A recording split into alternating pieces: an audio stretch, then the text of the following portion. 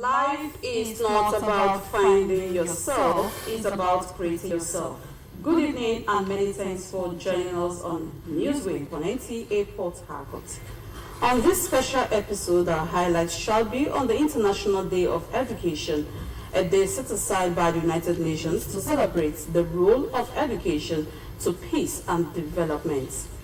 These and many other reports shall come your way tonight. I am Ifoma Umisa, your host, while Eunice Moses is a sign language interpreter. Sit back and enjoy this beautiful ride. A patriotic citizen, as ignorance of the law is not an excuse for breaking it. Obey the law. Now the news in detail. The Nigerian Midstream and Downstream Petroleum Regulatory Authority has concluded its 3-day inspection tour in Rivers State with a visit to Aradil Holdings PLC, Ogbele Field. Osinachi Same reports that the tour is part of its ongoing regulatory oversight of privately owned refining facilities in Nigeria. The inspection visit of the Nigerian Midstream and Downstream Petroleum Regulatory Authority, NMDPRA, to Aradel Refinery, Ogbele Field, was led by the Chief Executive Officer, Saidu Aliyu Mohammed. The inspection focused on operational safety, structural integrity, crude supply arrangements, and compliance with the Petroleum Industry Act 2021, after which he expressed satisfaction with the operator's efforts to grow the nation's economy. The result of no more subsidy. And what we are saying is that yes, no more subsidy has propelled the private sector to come in. And we will continue to build up on that. So the support of Mr. President and governors and all other government agencies is not in doubt anyway. Especially that on PMS. You can see how prices of PMS have gone from 1,000 something to today we are getting it at 800 and what have you. And that is what competition brings. That as long as we are not subsidizing any segment of the business, we will get the desired goal. And the desired goal is to make sure that we have ample supply of whatever commodity it is, whether it is gas or gasoline, at an affordable rate. Aradel Refinery, operated by Aradel Holdings PLC, is Nigeria's first indigenous private refinery to receive a license of operation from the NMDPRA with a total installed capacity of 11,000 barrels per day. Aradel is not about extraction and export. We are about how do we leverage the God-given hydrocarbon resources to power industries, to generate power, to provide feedstock for manufacturing companies. That's what we're all about. The NMDPRA team also engaged the operator and sustained compliance, expansion, and safe operations. From Ogbele Field in Rivers State, Osinachi Samuel, NTA News. The federal government's war against crude oil theft is yielding positive results, as recent statistics indicate annual decline in crude oil theft of about 94.6%, dropping from a daily figure of 102,900 barrels per day in 2021 to 9,600 barrels per day in 2025. Kingsley Amajiri reports. The latest launch of Operation Delta Sentinel, which is a joint security initiative spearheaded by the Nigerian Navy, formed part of the federal government broader initiative to protect critical national assets, reduce oil theft, and increase crude oil production. We are going to increase our presence within the backwaters and into the offshore, that's deep sea, to cover all of the operations from exploration to production. The fight against crude oil theft and illegal oil bunkering by Nigerian Army, Nigerian Navy, and Nigerian Security and Civil Defense Corps is further complemented by some private security surveillance outfits, such as the Pipeline Infrastructure Nigeria Limited, that places emphasis on engagement of the host communities in the security of oil and gas assets. This, to many observers, is commendable and should be sustained. I really commend them, and I'm very happy to see that they really work very hard to make sure that they reduce the rate of bunkering in River State. The people who were in that illegal business have found themselves into an alternative illegal businesses. that is paying better. While the latest Operation Delta Sentinel is reinvigorated by additional platforms like Maritime Awareness Domain, unmanned aerial surveillance vehicles, and additional maritime boats to cover the backwaters and deep sea. The target is to boost Nigeria's daily oil production and reduce environmental health concerns. In Port Harcourt, Kingsley Amajiri, NTA News. Rivers State Government has commenced the renovation of the State Secretariat complex, aiming to revamp the administrative hub and in turn boost efficiency among the workforce. The project is expected to enhance the overall infrastructure and provide a conducive working environment for civil servants. Yours truly has the details. The State Secretariat complex remains the central engine room for the state government's efficient service delivery. How conducive the environment is also tells how much result can be achieved. This is why the ongoing renovation of the Secretariat, which houses offices of ministries and some parastatals by the Rivers State Government, is seen as key to providing the right environment for the workforce to function effectively. And we are really happy that he's doing something like this for us.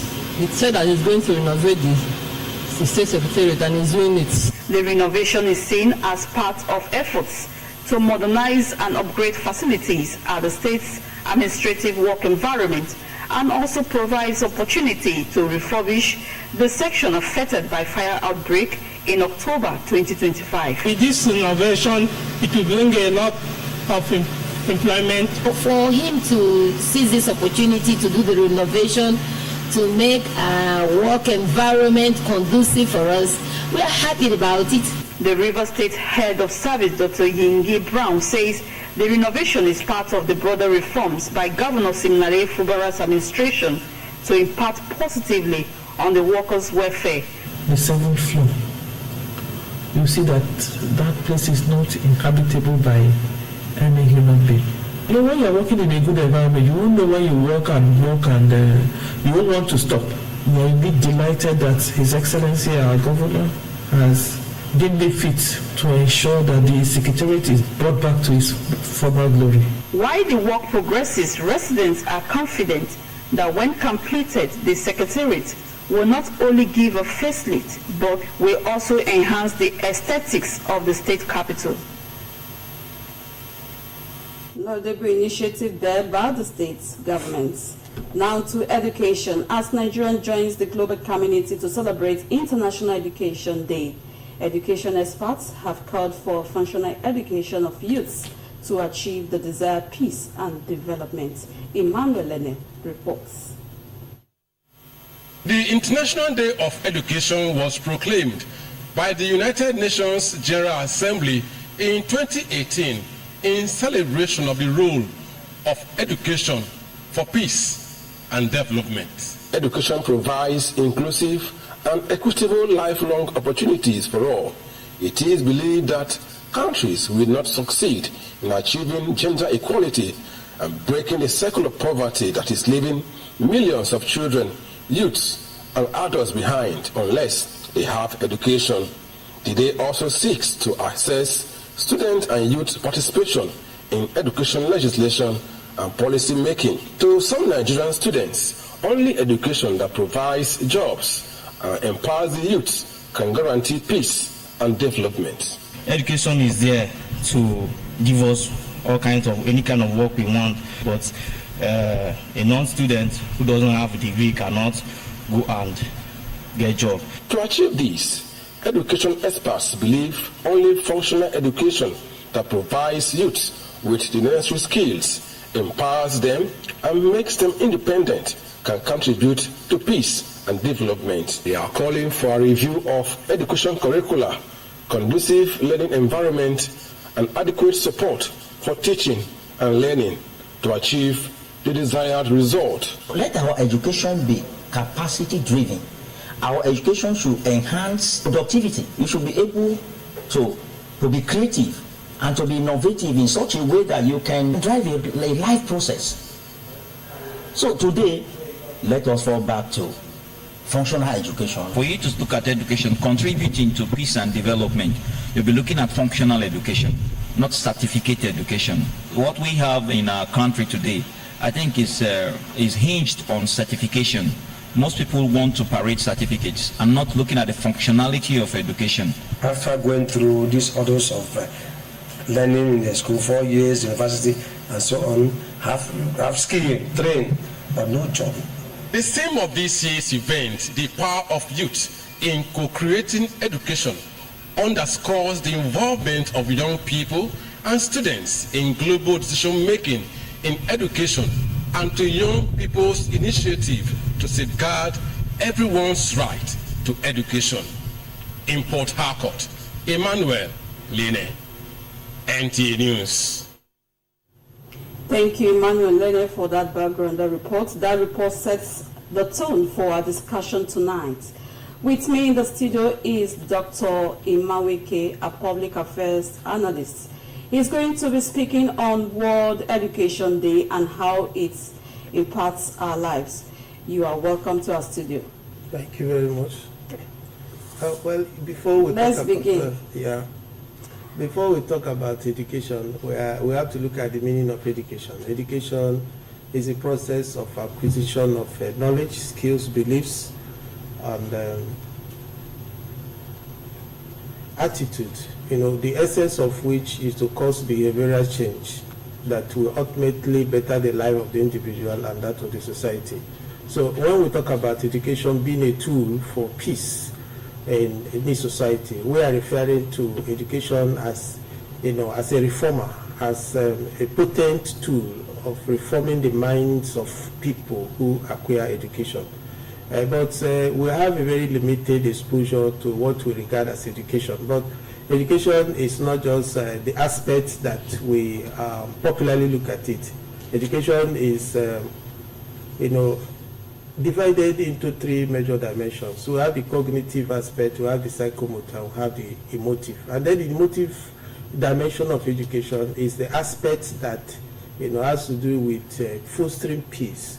When you are emotively educated, you can now learn how to live peacefully with one another in the society. So if you can't find yourself peaceful around your environment, around where you find yourself, it's a shortfall, it's an explanation that such a person is not educated.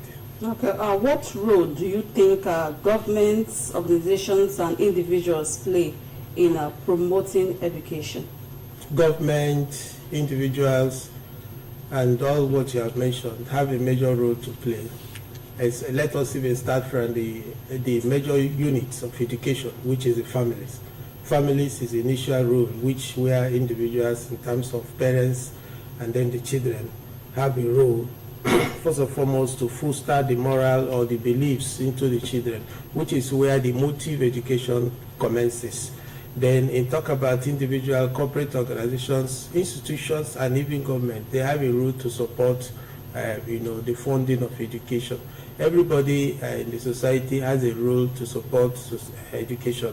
Education is a very expensive venture that no one person can fund. And apart from funding education, how do you support those who are involved in educating the mind, who are involved in educating people? We often hear people talk about capacity building in education. We hear people talk about changing curriculum and all of that. I think it's as a result of people not understanding the full meaning of education and how it applies, especially in the Nigerian context. When we talk about education, the standard of education in Nigeria is very high. Our curriculum is very rich. So we talk about the implementation process is what we lack. And when you concentrate, I understand teaching in the formal education aspect. When we talk about teaching, we understand that the central focus of teaching is the student. But then before you even talk about the student, you have to talk about building the capacity of those who will teach the students.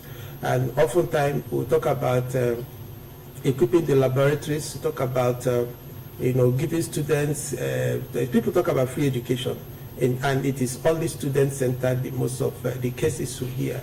But the harbinger, the one who implements the curriculum, the one who implements the standards, are hardly talked about. So you cannot give what you do not have. Talking about the building of capacities of the harbingers of education. Okay, so how do you think education can drive change in our society? Education itself is change. When you acquire education, the turn effect is going to be behavioral change.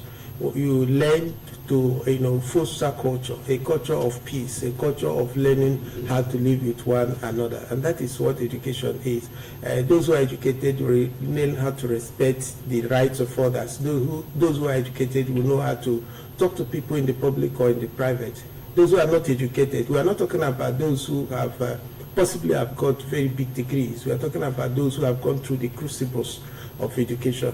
They have their conduct of peace. Okay, so what is the most important skill or value you think education should impart? You can hardly say a most important aspect of what education can impart. It's relationship, your ability to transit the culture you have learned, in your conduct, and to foster it and to bring it forth to other generations. That is what education can do. And then you talk about the other aspect of education, which you might talk about the psychomotor, where people talk about skill acquisitions. When you acquire skills, you can now use it into commerce. You now translate it into economic purpose. So all of this is, in fact, everything about life is education. Okay, so why is there so much conflict in Nigeria despite the level of education? Nigeria education doesn't have a direction. So when you are talking about Nigerian philosophy of education, you're talking about having a egalitarian society, a society where everybody is given equal chance to be educated, and then educated to what end? So because it is left as a social conduct, it's left open, you see that we can hardly find a direction. Some Western world have a direction. They have discovery. You can hear about Mongo Park discovering, and then they hyped it. They sent it to the media. Everybody knew. It's because of the direction of the education, discovery. What are we tilting towards? Are we talking about technology? How are we building towards being a technology-driven society through education? So when we have a definite purpose, a definite plan, if we can redirect our education in Nigeria towards peace. When we redirect it towards peace, it's enough. We know we have a direction. So anybody probably in the university that is doing a project work is directed towards peace building. If we want to direct it through technology, everybody doing a project work, say in the tertiary institution, is directed towards a technological item that you have to achieve. That philosophy has to be in the mind of everybody that wants to acquire education. So many persons who are not allowing us have peace are not well educated, especially the emotive perspective. All right. You have spoken so much. Okay, let's just your parting words. Well, education is everybody's thing. Education is not what we should negotiate. It is a part of life. It is what we have to simply have as human beings to live. Thank you. Thank you so much. We've been speaking with Dr. Imanweke, a public affairs analyst. Thank you so much for sharing your thoughts with us. Thank you very much. You're welcome. Let's take a breather. Newswave continues after this commercial timeout. Please stay with us. Welcome to Spring Park Hotel, a place where comfort meets true class. Enjoy luxury rooms, fine dining, and a peaceful atmosphere designed just for your relaxation. With active security personnel, 24 hours power supply, and free Wi-Fi, your stay is safe, connected, and always convenient. Whether you're here for business or pleasure, Spring Park Hotel gives you that perfect blend of warmth and sophistication. Spring Park Hotel is located at Plot 8 Anglican Road, Umalogo, behind Royal House of Grace Church, Choba. For reservation, call 0802-942-3128. Follow us on Facebook at Spring Park Hotel or email springparkhotel2017@gmail.com. Spring Park Hotel, a feeling beyond words. Good morning. Today's weather will be sunny with a high of 31 degrees. Alexa, music please. Playing workout music. Striving for mastery? You need speed, precision, and clarity of purpose. They all add up. Talent is not enough. You've got to prove that you're able to take advantage of unlimited opportunities when they come. And to do that, you need plenty of data. Scratch that. You need unlimited data. And there is no better provider of unlimited data Access granted than your all-powerful Glow router. Whether home or office, enjoy unlimited data on a Glow router. Dial *312#. You know, I've got unlimited eyes. Unlimited. I'm still watching. Thanks for staying with us on Newswave.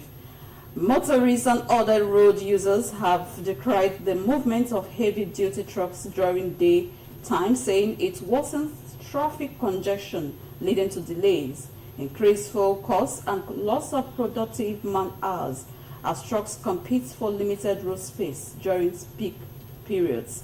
Gospel Revo tells us more. The economic importance of heavy trucks for goods delivery cannot be overemphasized.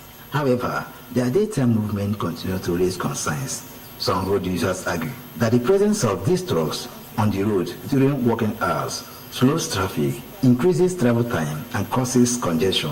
I would want them to apply at the night period because it constitutes more hold up at the daytime, because at normal daytime like this, the road is extra busy. If tanker explode now, one or two things now, you affect many souls daytime. Now everywhere is busy. Are you getting me? What of in the night now, everywhere is quiet. It can affect one or two. But if it happen in daytime now, you affect many souls. Smaller vehicle can easily be maneuvered. For instance, now if a smaller vehicle fail brake, the driver can know how to maneuver it. In most cases, so even because I'm a driver, know how you can maneuver it to a safe place. But as for a truck that's very big, it's very difficult to maneuver. But at night, where the road is cleared, a truck driver can move, even if he has any brake malfunction, and you and the road get them. You know how to help yourself out. In Port Harcourt, we are very far behind when it comes to things of traffic. But Lagos have gone to a level where I believe there's a time set for truck drivers. I was once living in Lagos State. You don't see truck drivers anytime driving at the Lagos road. So I believe the government should look into the matter of truck drivers driving at night. However, some truck drivers point out that rising insecurity, poor road networks, and inadequate street lighting are concerns for their safety during night travels. Experts warn that unless night security measures are improved and stiffer regulations on daytime truck movement are enforced, congestion could worsen as the city grows. Residents hope authorities will act quickly to prevent further delays and improve daily commuting experience. In Port Harcourt, God's Power in Rebu, NTA News. Let's now join our sport desk for the latest in the world of sports.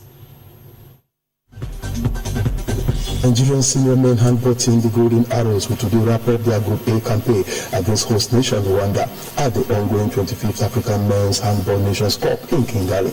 The team has already secured a place in the quarterfinals following an emphatic 36-18 victory over Zambia in their second group match. In football, Rivers United will face Zambia's Power Dynamos on Saturday in CAF Champions League group stage encounter, with both sides still searching for their first point of the campaign. While Power Dynamos have been impressive in the domestic league, Rivers United have endured a difficult start in the Champions League, losing their opening two matches despite showing good form in the Nigerian Premier Football League. In the English Premier League, several exciting features are lined up for this weekend. West Ham United will be looking to bounce back from their opening day heavy defeat to Sunderland when they seek redemption at the London Stadium. Tottenham Hotspur travel to Pep Moore to take on Berlin. Fulham host Brighton at Craven Cottage. Manchester City aim to continue their push for victory against an improved Wolves side, while Dortmund welcome Liverpool in another mouth-watering clash. Finally, in boxing, Derek Chisora is set to take on former world heavyweight champion Jesse Wilder in London in April, in what will be the 50th fight of his professional career. Chisora has previously announced plans to retire after his 50th bout, which he said will take place overseas, but the Briton has instead chosen to face